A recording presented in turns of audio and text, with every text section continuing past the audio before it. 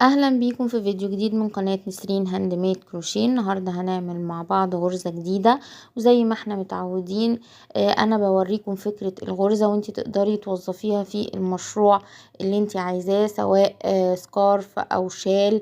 والغرزة بتاعتنا هنا ميزتها ان هي غرزة مقفولة، يعني ممكن ان هي تتعمل مثلا بطانية او ممكن يتعمل منها بلوفر شتوي.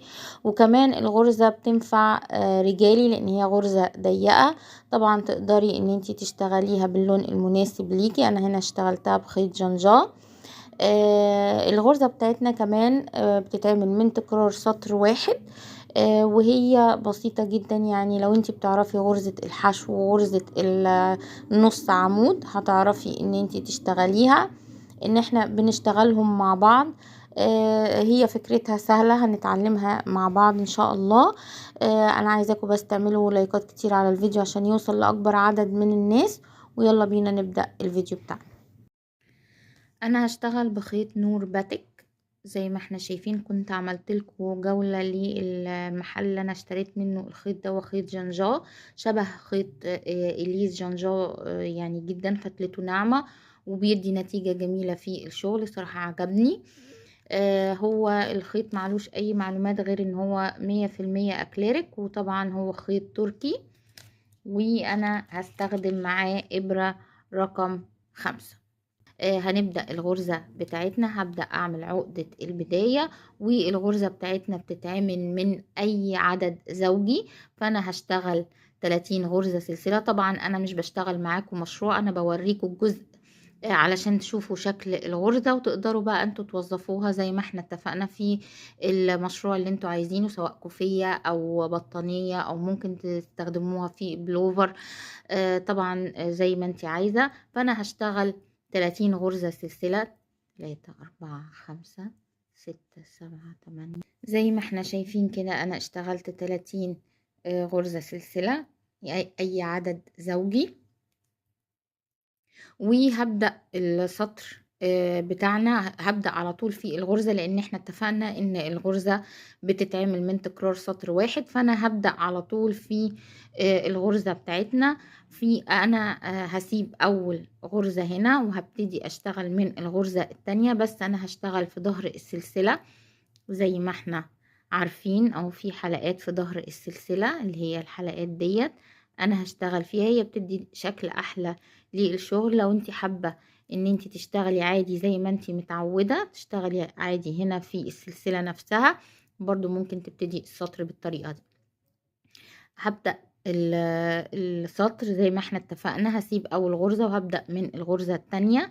هبدأ في الحلقة اللي في ظهر السلسلة هشتغل غرزة حشو ومش هكملها، هقف لغاية هنا معايا حلقتين على الإبرة وهلف الخيط. وهشتغل بعد كده في الغرزة اللي وراها غرزة نص عمود، هلف واخرج الخيط بس برضو مش هكملها، هقف لغاية هنا معايا كده 4 حلقات على الإبرة. هلف واخرج الأربع حلقات بعد كده بالشكل ده، وهشتغل وراهم غرزة سلسلة. دي كده الغرزة بتاعتنا، وهبدأ أكرر الغرزة تاني. هدخل في الغرزة اللي بعدها، اسحب الخيط كده، اشتغل غرزة حشو ومش هكملها، وهبتدي الف لفة على الابرة وهدخل في الغرزة اللي بعدها تاني بالشكل ده. اشتغل غرزة نص عمود وبرضو مش هكملها، معايا 4 حلقات هلف واخرج الاربع حلقات بالشكل ده، ووراهم غرزة سلسلة. وهبتدي اكرر تاني، هدخل في الغرزة اللي بعدها اشتغل غرزة حشو مش هكملها، وهلف الخيط وادخل في الغرزة اللي بعد كده اشتغل نص عمود ومش هكمله، معايا 4 حلقات هلف واخرج الاربع حلقات بالشكل ده، وبعد كده غرزة سلسلة. هكمل كده بنفس الطريقة لنهاية السطر.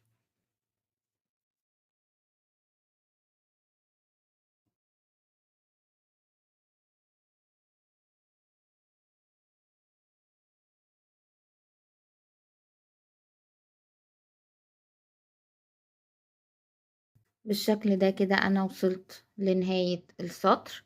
فاضل معايا اخر غرزة هشتغلها. طبعا انا اشتغلت هنا الغرزة هشتغل وراها غرزة سلسلة واتبقى معايا اخر غرزة. دايما اخر غرزة في السطر هنشتغلها غرزة حشو بالشكل ده كده.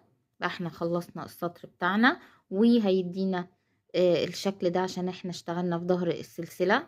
ادينا شكل برضو السلسلة بالشكل ده كده.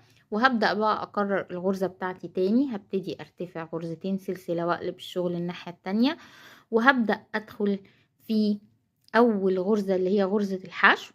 هشتغل فيها برضو الغرزة بتاعتي، هشتغل فيها غرزة حشو مش هكملها، هقف لغاية هنا. وبعد كده هلف الخيط. ناخد بالنا بقى احنا هنشتغل فين.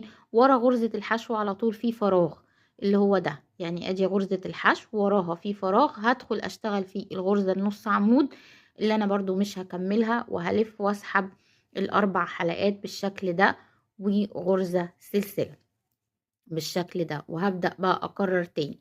هدخل عند غرزة الحشو، هسيب الغرزة دي وراها هنا في فراغ بتاع غرزة الحشو هدخل فيه، وهشتغل برضو غرزة حشو مش هكملها. هلف الخيط ورا غرزة الحشو على طول في فراغ اهو، يعني هنا ده فراغ ووراه على طول في فراغ، هدخل اشتغل في الغرزة النص عمود ومعايا 4 حلقات. هلف واخرج ال4 حلقات ومنساش الغرزة السلسلة. وهبدأ بقى اكرر تاني. هسيب الجزء ده اللي هو الجزء البارز ده، وراه على طول في غرزة الحشو هدخل فيها، اشتغل برضو غرزة حشو مش هكملها. هلف الخيط في بعد كده ورا غرزة الحشو على طول في فراغ تاني هدخل فيه، اشتغل غرزة نص عمود ومش هكملها، واسحب ال4 حلقات وغرزة سلسلة. وهبدأ بقى اكرر تاني. هدخل هنا غرزة الحشو وفي الفراغ اللي بعده الغرزة النص عمود ومش هكملهم، واسحب الحلقات وغرزة سلسلة.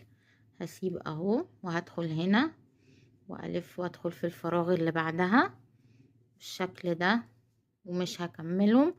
هسحب ال4 حلقات وغرزة سلسلة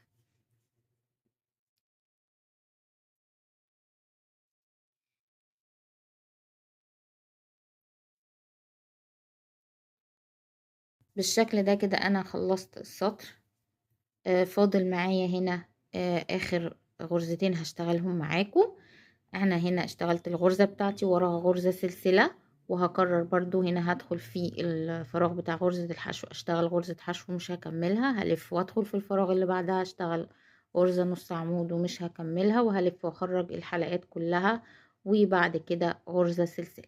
زي ما احنا اتفقنا ان احنا هننهي السطر بغرزة حشو بس، فانا هنا هيتبقى معايا اخر غرزة هدخل فيها اشتغل فيها غرزة حشو بالشكل ده كده. وهبدأ بقى اكرر غرزة تاني رايح جاي زي ما احنا شايفين. برضو هرتفع غرزتين سلسلة وهقلب الشغل الناحية التانية. هدخل في اول غرزة اللي هي غرزة الحشو، اكرر الغرزة بتاعتي اشتغل غرزة حشو مش هكملها، والفراغ اللي بعد غرزة الحشو هدخل فيه اشتغل غرزة نص عمود. هكمل كده الغرزة بتاعتي زي ما احنا شفناها اهو، لغاية بقى لما توصلي للارتفاع اللي انت عايزاه. في طبعا على حسب بقى الحاجة اللي انت بتشتغليها، طبعا تنفع تتعمل سكارف هيبقى شكلها جميل، وممكن تبقى غرزة رجالي لو هتعمليها سكارف تمشي رجالي وحريمي، شكلها شيك وجميلة، وغرزة كمان شتوي لان هي غرزة مقفولة بالشكل ده كده.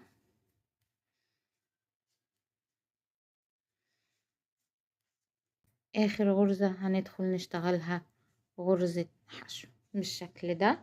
ده كده هيبقى شكلها.